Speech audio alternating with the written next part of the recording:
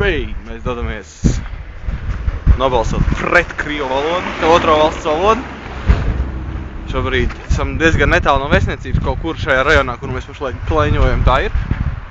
Lūk, esam nonākuši līdz ostai. Kā jūs redzat? Lūk. Jā, tas ir galvenais, ko šobrīd gribēju pateikt, ka mēs dodamies nobalsot pret krievu valodu.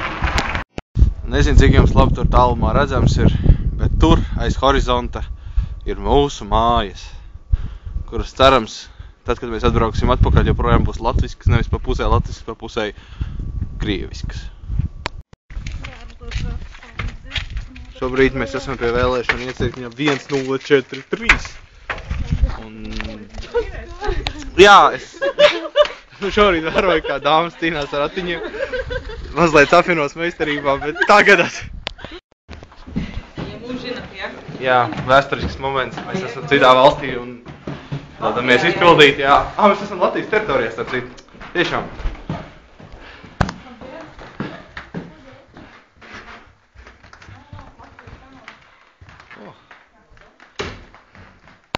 Nu ko, esam izpildījuši savu pilsoņu pienākumu.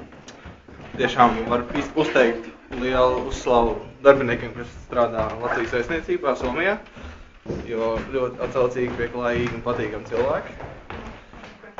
Tā kā uzdevums ir izpildīts un cerams, ka jūs esat arī rīkojušies pareizi pēc savas sirdsapziņas.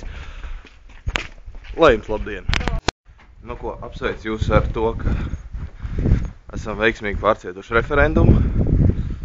Latvija ir piedzīvojusi vēl vienu dzimšanas dienu. Ar to es jūs arī apsveicu. Paldies visiem, kas nobalsoja par taisnību valstī.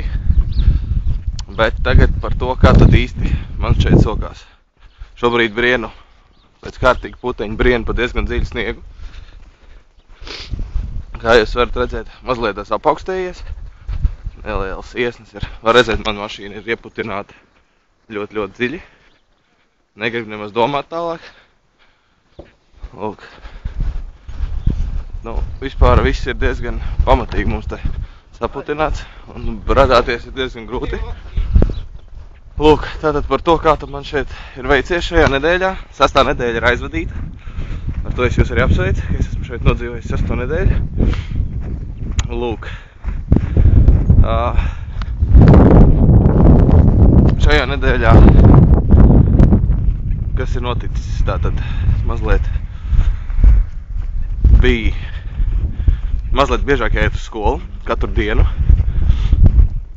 2 dienas man bija tā, ka man pat bija 2 lekcijas vienā dienā. Tas bija ļoti interesanti. Mazliet sāk atcerēties universitātes laikus jau. Lūk.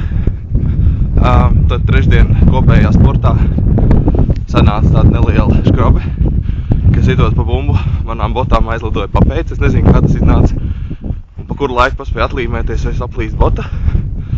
Bet, nu, šobrīd man pa pastu tiek sūtīts botas no Latvijas, tā kā cerams, ka tuvākajās dienās es viņas saņemšu. Lūk.